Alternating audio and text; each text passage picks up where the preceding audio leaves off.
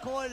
May pinanguhugutan from Season 2 hanggang Season 13. Yung dala-dala ng recall na yun eh. Bukod dito kay Oheb, ngayon sinisimulan na ng Smart Omega and Turtle. Grabe yung pagkakakuha nila nun. May hawak na Divine Judgment. Nakuha, pero siya nga ba ang gagamit o magagamitan ba? Dahil sina Edward ngayon pinagsasapak sila. Oh! But the Retry Battle, mukhang si H2O ba ang makakasecure ng ating unang turtle for this game? Yes, pero ang kinagandahan ay nag-iingat din ang Blacklist International doon. So hindi naman sila basta-basta magpapakita at magpapabawas ng miyembro dahil ngayon kung gusto na ng ilaban. Sensui naman this time ang makakasecure with the Retribution. Nakakuha na ng Torres sa itaas at plano pa ngang umisa. Plano pa umisa dito ng Blacklist. Literal na nagka-cap, gusto na yatang sakarin pero may ipit yata si Sensui dito. Matiterify pa, hindi na yata makaka-dash out pa. So Rebo secures the first blood pero si Adi ngayon makakakuha rin ng hatak. H2 rin ay tumumpa para sa side ng Omega. Ngayon, Ibang klase. Ibang klase ang Blacklist International dito.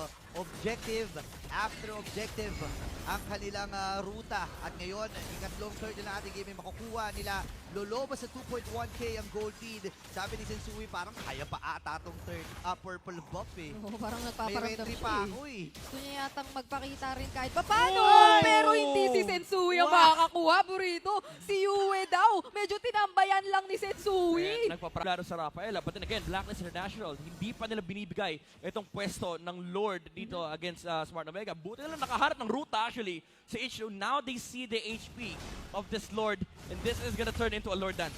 Haji doon, mahanap din, pero napakaraming na-reveal. Alam ngayon kung nasa lahat ng mga miyembro ng Omega na patalon pa with the Lord knock-up. At mukhang si Lord ngayon ang kauna-una ang pinatumba. Edward doon, makaka-knock-up ng dalawa, pero si Sensui pa din ang makaka-retry ng Lord. At pinagsakan pa ng Appraiser's Wrath. It's a double kill for Oheb. At dalawa ang wala sa Omega. Ramdam mo yung mga recall. Yun. May pinanguhugutan from Season 2 hanggang Season 13. Yung dala-dala ng recall na yun eh. The generational recall. Oh my goodness, ang sinumpaang recall. Ayan o, the generational recall, ladies and gentlemen. Pwedeng bilangin. Kung may stats lang yan. Kaya, ay, Kasi nga, sinimula naman kasi ni J. Omi. ay, DJ Ong. Pinakitaan ni J. Omi, pero hindi pa rin naman tapos ito para sa Edward. Blacklist International. Edward! Medyo sumasakit lang yata. Yun lang. Hindi rin kinaya doon ni Alam mo. Edward Balboa. Alam mo, again. Yung mga recall. Ay, oo nga. Maraming mga history. Actually, most of the time, Blacklist ang ano niyan. Blacklist yung nasa other side na parang sila yung nire-recallan, tapos mababalik na Nababawi nila yung game. nila. So this time around, sila yung nagre-recall. Ingat-ingat tayo ng konti. May mga history na yan. May ano, Timing lang. bottom lane, naka-push yung lane for Blacklist International. Smart Omega, they might need to rethink this push. Makiklear yung minion wave and they will chase. Hindi Habol umabot sila. doon. Kunsil. I'm offended, medyo Jump, naiwasan. jump! Dito ko na kailangan mag-inat. Abutan pa rin ang Divine Judgment at na-burst down. Ngayon naman si Sensui, napakaganda nung kanyang nagiging pagharap at pag-control doon sa mga automatic kumakayo. And H2 will be the next to fall. Samantalang ang Blacklist International patuloy lang sa pag-push.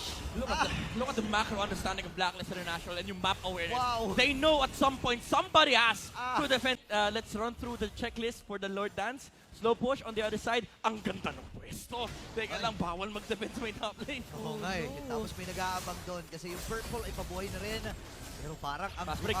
go dito ng Blacklist International ay umisa. Oh! Naiwasan doon. Pero yung makakuha ng Lord ay si Joe. Ngayon naman nahuli na si H2O at siya ang magiging kapalit nung na-secure nila na Lord. Pero Aji, hindi tumama, hindi nag-land yung Divine Judgment. And Jome was able to land one hit onto the Lord. I think Art of Thievery pa nga yung pinangnakaw niya. Kailangan niyang i-clear yung mga minions.